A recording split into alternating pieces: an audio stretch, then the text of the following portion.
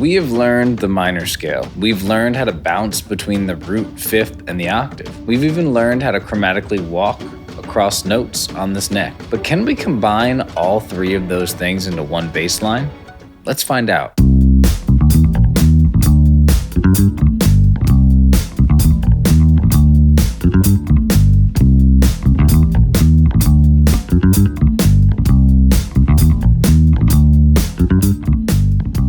Before we begin, I'd like to thank all of our subscribers here. Thank you so much to those people who've been subscribed and all the new subscribers. I really appreciate all the support, all the comments, all the likes on the videos. If you're new here and you like bass discussions and videos like this, please like the video, subscribe to the channel for more. I appreciate it. Please feel free to leave a comment and reach out. I love talking with you guys, and I appreciate all the support. Today we're back with another bass line. This one's also pretty funky, pretty R&B based, with a little bit of rock influence. It's a little more on the minor side and a little bit darker, which I enjoy. But the coolest part about this bass line is it combines things that we've been working on in previous videos here into one full bass line kind of exercise, combining those things together. It's very well-rounded, and I think it's the most creative approach to different scale degrees and chords within its respective progression that we've really tackled so far. So let's jump in. A real quick note, guys, please remember to just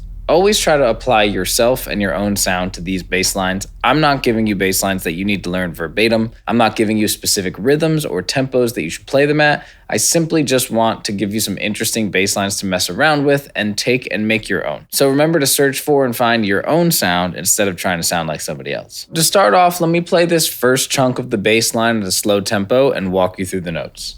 We're basically starting here with a C minor scale, the first three notes of it. Once again.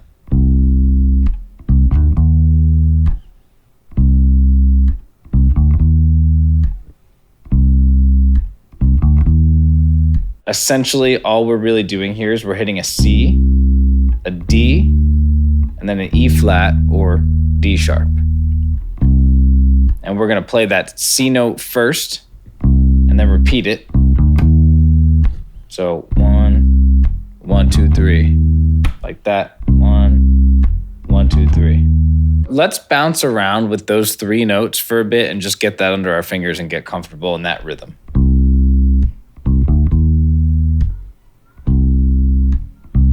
To get even more comfortable, something you can do is do it in reverse.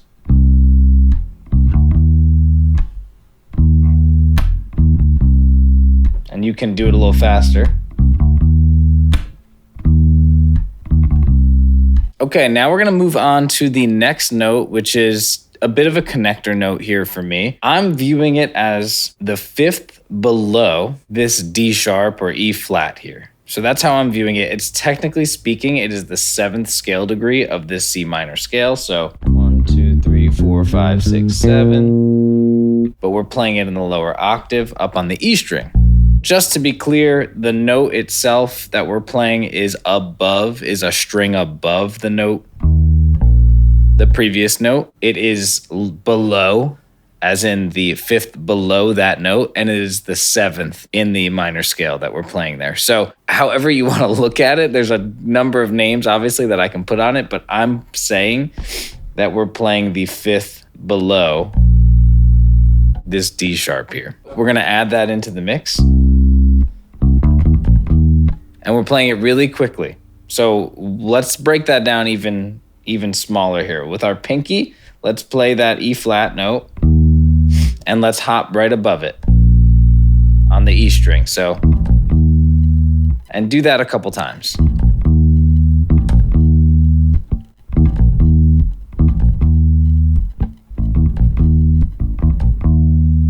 I don't know if you have the finger dexterity to stretch amongst these 4 frets here, but it's a really helpful way to look at it. We want to stay based from our pointer finger on the C here and our pinky to where we're stretching here, this minor third, and the fifth below. So, real quick in context, we're going to go.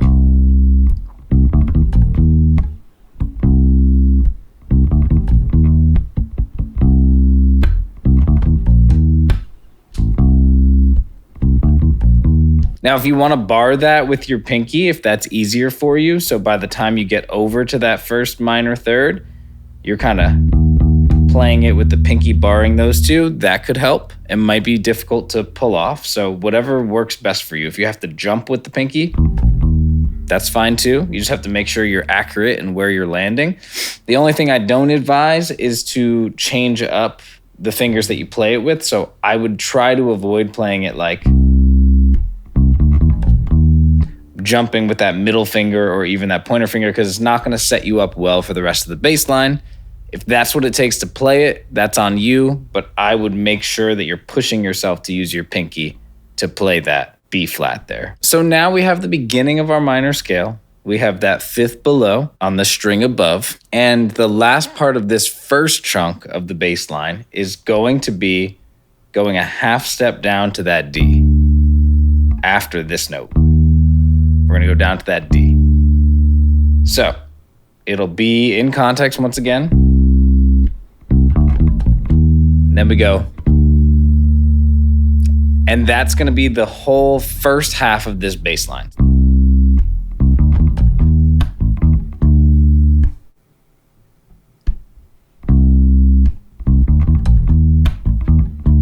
Now that we have the first half and the first section of this bass line learned, let's move forward to the second section that I feel really brings it all together. We're going to start at our C again. We're not going to play that C note, but we're going to start at our C and we're going to go to the fourth above on the D string, third fret. The note is F. And now what we're going to do is we're going to chromatically walk up 3 notes. So F, F sharp, G.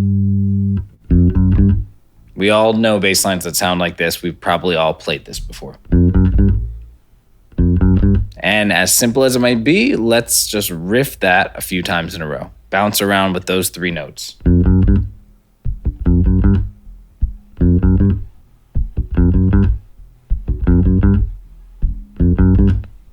Now where this gets more interesting is we're gonna go over something we learned in the previous video, jumping from the octave fifth and the root, or the root fifth octave. In this case, we're going in reverse, high to low. We do our 3-note walk up.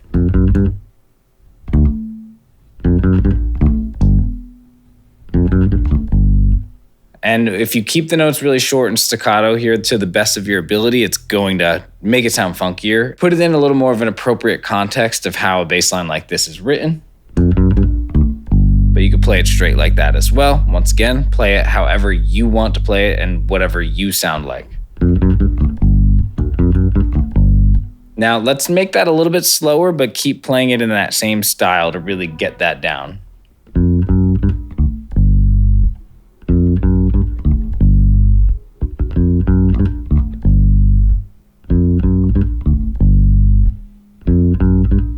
Speed it up a little bit.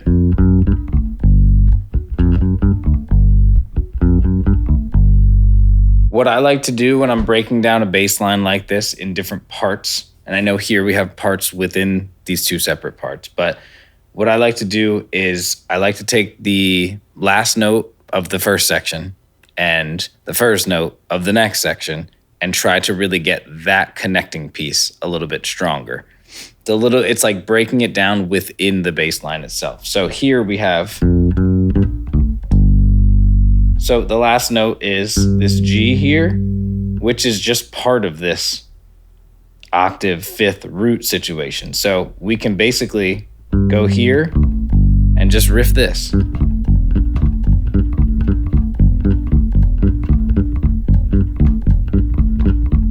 Or another thing you can do is we'll say, let's forget this F note for now. Let's just go to the F sharp G and just go.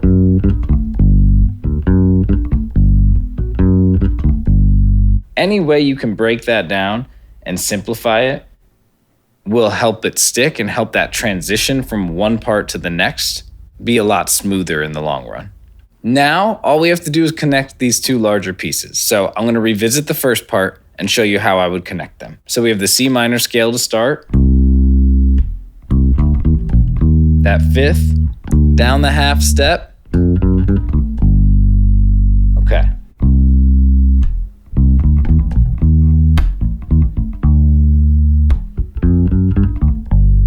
Okay, so the big connecting piece here for me is clearly going to be after we go down that half step, we do that fifth there, and then we go down that half step.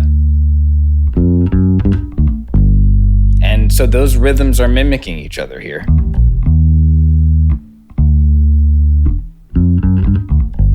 So very slowly, what I would do is I would just work on these connecting pieces. And I don't even think I would practice the bouncing on the fifth, on the E string there. I think all I'm gonna do is go. So just, once again, break down that bass line within the bass line.